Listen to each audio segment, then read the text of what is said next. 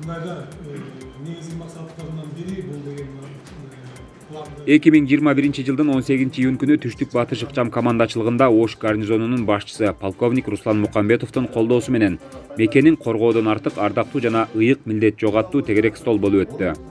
Иш чарага жоокерлердин ата-энелери, мектеп мугалимдери, Ош облустук администрациясынын өкүлдөрү жана Ош шаардык мэриясынын өкүлдөрү, Ош гарнизонундагы күч түзүмдөрүнүн башчылары, аскер комиссарлары, аскер бөлүктүн командирлери, командачылыктын орун басарлары катышышты.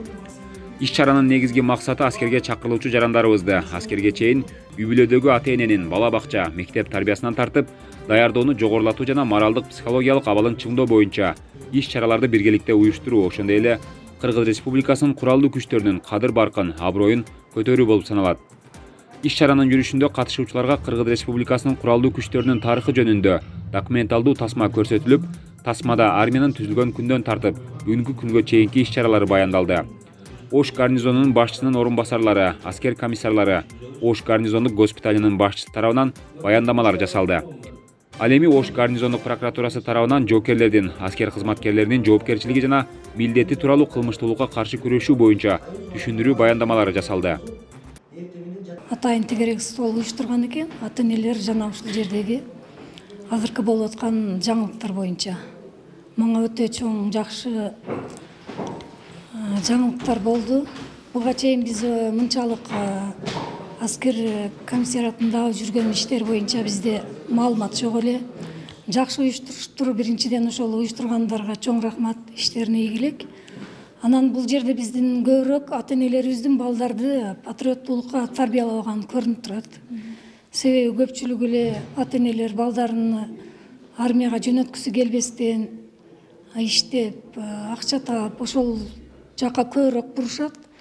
Чынын айтканда бул жерде азыркы мына бул элдин, ушул жердин коргоочулары биздин жигиттерибиз да. Мен ойлойт элем ушул Кыргызстан боюнча ата-энелерибиз бардыгы балдарды биринчи ушу мындай патриоттуулукка, ушул духта тарбиялашыбыз керек. Ошондон жерим, элим деген балдар тарбияланат. Мен оюм ушул. Тегерек столдо жарандардын аскерге чейинки даярдыктары боюнча орчундуу маселелер көтөрүлүп, көптөгөн сунуштар айтылды. Командирлер тарабынан ата-энелерге баланы үйдөн тарбиялоо, ал эми мектеп мугалимдерин 9-10-11 класста окуган жарандарыбызга ушул темада үгүттөө иштерин жүргүзүү керектигин жана мектеп программаларына киргизүү зарыл экендигин айтышты. Мен ойлойм ушул бүгүнкү өткөрүлгөн чаралар өзүнүн максатына, негизги максаттарына жетти деп. Себептен ата-энелер деле айтышты. Биз бир элек маалыматтар да бар экен. Биз билбеген көйгөй маселелер да бар экен деп.